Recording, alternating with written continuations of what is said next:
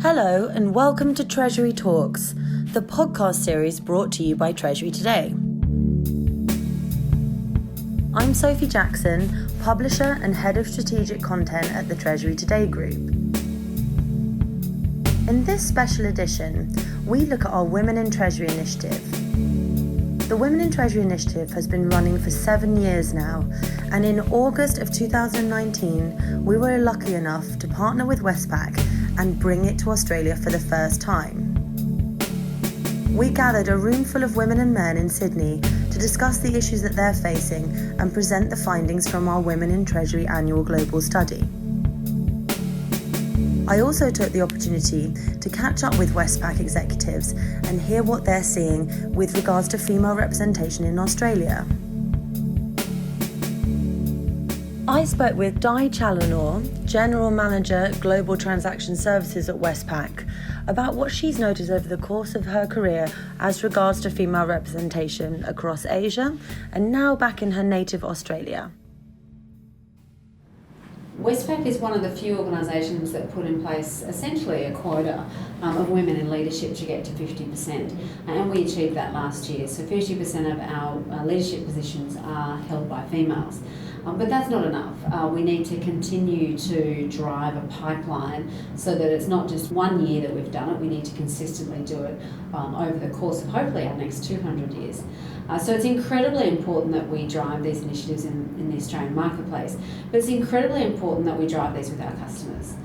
So it's great for Westpac to have that, but we would like to see that across the industry in which we operate and across Australia so that we can really see women rise up and women get noticed and create communities and environments where women can work together to make each other successful.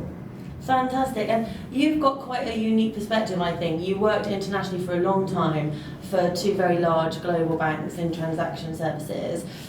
In terms of female representation in corporate treasury and finance, what have you noticed since you've come back to Australia that's different or similar? What's special or unique about this market? So I think one thing I will notice is that in Asia there are a lot more females in the Treasurer CFO role. And I'm unclear as to the main driver for that. I think a lot of it is for women who are working, there's a lot more help. Who have children, there's a lot more help in Asia than there is in Australia. But I do find that finance is much more of a skill set that women in Asia tend to occupy. Where here in Australia, I still find that women are more in those marketing, support roles. So we're still not driving forward in either running P&Ls for companies, leadership positions, and especially in the finance space, there are less women than what I had expected. Hopefully with the investment and the push around STEM, that should change for future generations, but I was surprised to see the lack of women in corporate treasuries in Australia, but actually women in banking was better represented than in Asia. So they were a couple of the lessons that I've reflected on. I think there's a lot to be said about how a career in Treasury can be really rewarding, and I think we need to do a better job, and that's why we're here sponsoring the event today, to show people that Treasury is a place where women can really succeed. Well, as you say, hopefully now that we're over here with Women in Treasury, we can help to create a community like we have in the rest of the world and bring more of those women up through the ranks. So that leads me on nicely to think about why this is important. Why do you think initiatives like Women in Treasury and bringing women together into community are still important? I really think you want to look around a room or you want to go somewhere where you know you're not the only one. So the sense of belonging to a community of like-minded females in this case is important, because we do need to share stories. We need to help each other on these journeys. Whether you have children or you don't have children, at the end of the day, females respond differently, and it's much nicer to know that you're not the only one trying to get through the working week in Sydney, Melbourne, or wherever you are in Australia. So for me, a sense of building a community, about building a network, and really if you think about how jobs come about or how opportunities come about, it's about the people you know. And so if we want to see more women on boards, a lot of that is through the fact that you met such and such, they recommended you for that board, you then interview and you do well. You still get there on your merit, But often the door being opened is through a relationship that you've had over your career or part of your career. So if more women could recommend more women, the better off we would be. So my goal in my corporate life is to make sure that every time there's a job, either around the institutional bank executive team or across the business, that I've got 3 women that I could recommend. And that's my way of trying to help push forward my gender. And I'd like every woman to think like that, to be thinking about who are the women they could recommend for senior roles. And here today we've got this group of people.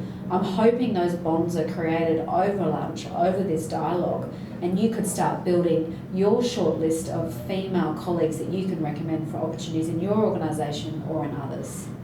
So if we move out to think about inclusion and diversity at large, because the conversation has evolved from one just around gender, I think, over the last 7 years, what do you hope to see happen in the coming years, both here in Australia and also at a global level? So I think firstly, in Australia, we've done a really good job in terms of getting men involved in the discussion through the Champions of Change. I think that's good. I do think that that's in a particular generation, and we now need to work out how to span that across the generations of men working in Australia. So I'd like to see more men in the conversation, and I'd like them to feel as passionate as I do about really making this an equal playing field for both genders. Inclusion more broadly, I think Westpac is leading the way, and I also think Australia is leading the way in many facets, but we need to continue to drive the agenda. Globally, I'd love to see a Women in Treasury global network. I'd love to see the transfer of information and the transfers of how did you do that, and the role models come together globally. And more particularly in Australia, more closer to home, in 5 years' time, I'd like to look back and see 150 women who have been involved in Women in Treasury and are there supporting each other and taking the dialogue from less about how do I manage my day and work-life balance and the good old question of how do you do it. I don't really know how I do it. I think that's really helpful to get those learnings from other people. But what I'd like to then talk about is real business issues that women can start to drive forward, and we can share that expertise across this group of people. So I'm really excited about today being our first one, and hopefully, in 7 years' time, we're sitting here together again. I also spoke with Jeffrey Byrne, my co-host on the day, who is Executive Director of Specialised Sales for Global Transactional Solutions at Westpac. All right, so thank you so much for having us here today, Jeff. I was wondering if you could tell us a little bit about what we're doing here today and why it's important to be having an event like this today. Sure, so we're hosting the first Women in Treasury event for Australia. So very excited to be the host today on behalf of Challenor and Westpac. And we've got a really impressive group of professionals from the Treasury industry right across Australia, all sectors. So it's going to be a great day. Why is something like Women in Treasury important for Westpac and for you? So really important for Westpac, obviously, because these women are our clients. So we want to be doing everything we can to support our clients. But more importantly for corporate and social Australia, it means a lot to us. It means a lot in terms of diversity in the way in which we work in Westpac, in the corporation. It means a lot for myself and some of my male peers with some of the young women that we mentor. So for us to learn more and hear from women and professionals that have experienced the good and bad of corporate life makes us better mentors in future. And I'm a father of 3 girls, and I want the best possible corporate Australia for 5-10 years from now when they're in the workforce, so they have every opportunity they have to succeed in whatever they choose. And then I guess finally, what do you hope happens after today, and what do we want to go out into the universe as a result of Women in Treasury? Okay, probably 2 things. So I'd love to see the Women in Treasury network build. This is the first event for Australia, so let's hope the next one is even bigger, and the one after that is even bigger than that. So a really strong and powerful network of women, and then the next time maybe a few more men. So I would like to be the champion, hopefully to bring some more of my colleagues, both from within the bank and externally, to help join the debate and be the champions for change. Thank you to Westpac for supporting Women in Treasury and allowing us to bring it to Sydney. Thank you to Di, Jeffrey, to Westpac and everyone in the room on the day, and thank you all for listening.